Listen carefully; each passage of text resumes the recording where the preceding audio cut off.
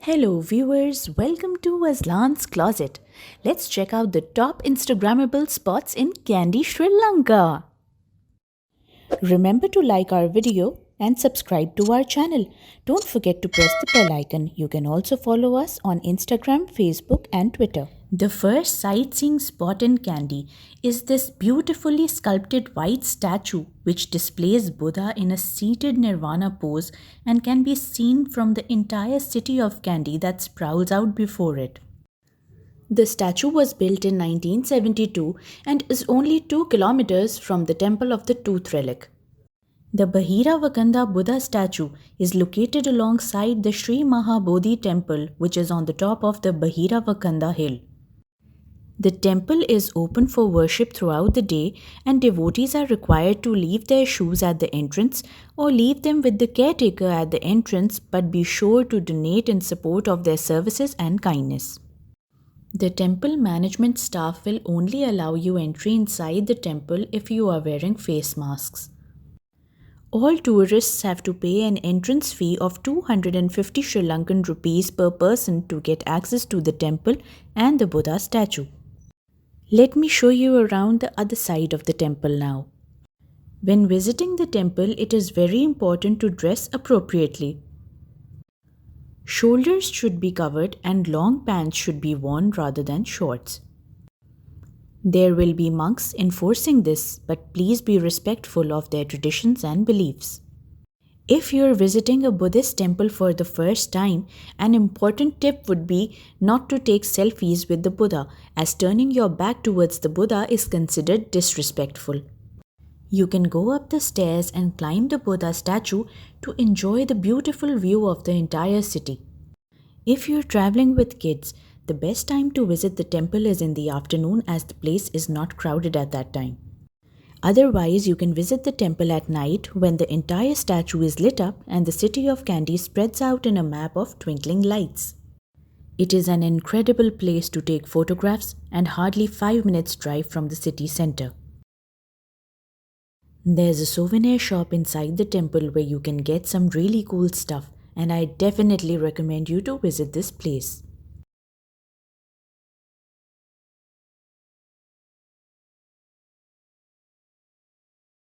The second place that you should definitely visit is the Isini Gems Museum. If you're planning to buy authentic and certified gemstones, Isini Gemological Museum is the place to go to. Visiting the place with an infant baby is not a problem, as you can take the baby stroller inside, and I can't forget to mention that the staff is very cooperative, so they will facilitate you throughout. So let me take you on a virtual tour of the museum. The first part of the tour involves watching a 15 minutes documentary about the history of gems, so your tour guide will take you to the presentation room where you can learn all about the different types of gems and their uses and how they are mined and polished.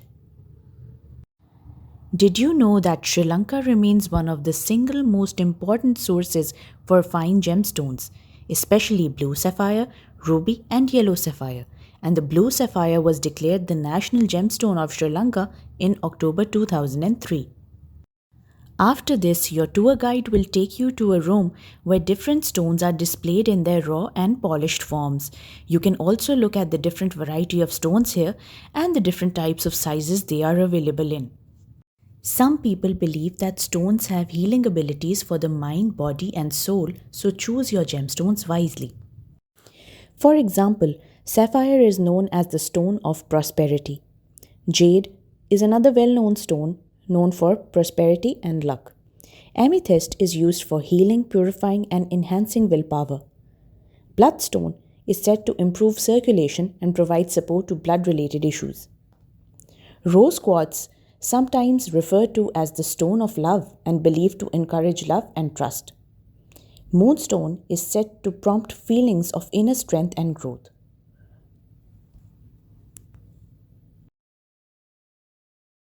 Your tour guide will explain the qualities of each and every gemstone in detail and also help you select the right one for yourself.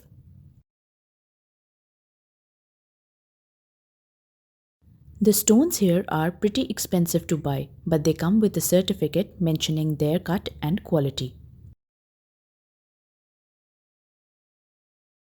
I am not an expert on gems, but I was extremely impressed by the presentation given by the tour guide.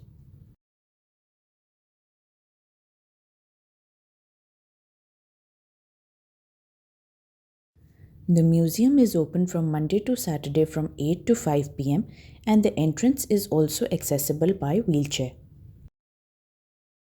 In my opinion, Isini Gems Museum is the best place to buy authentic gems.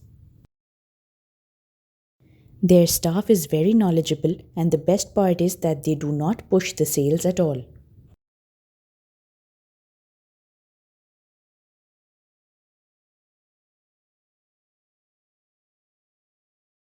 After this, your tour guide will take you to the gems and stones carving place where all the jewelries are made. The gentleman will then explain how the gems are carved out from scratch to make elegant pieces of jewelry. I really enjoyed the tour of live gem cutting, and I bet you will too.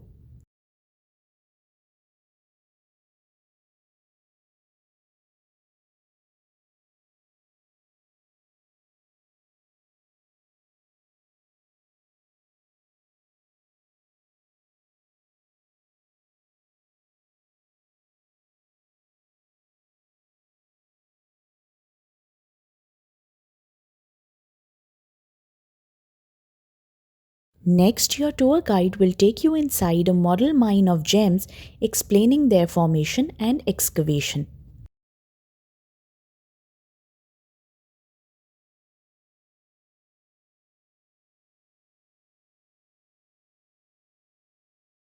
At last, your tour guide will take you to a room with gorgeous collection of gems and jewelry where there's something for everyone.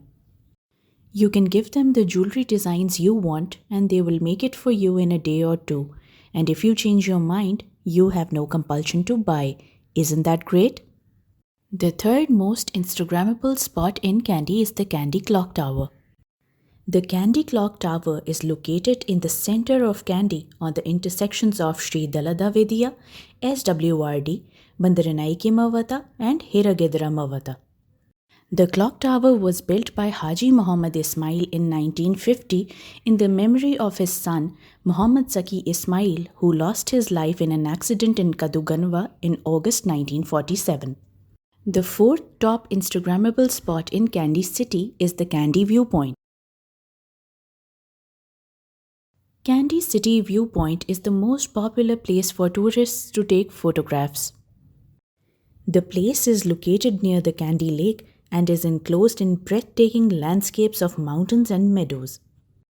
It is also called Arthur's Seat and is supposedly the highest point in Kandy, standing 550 meters above sea level.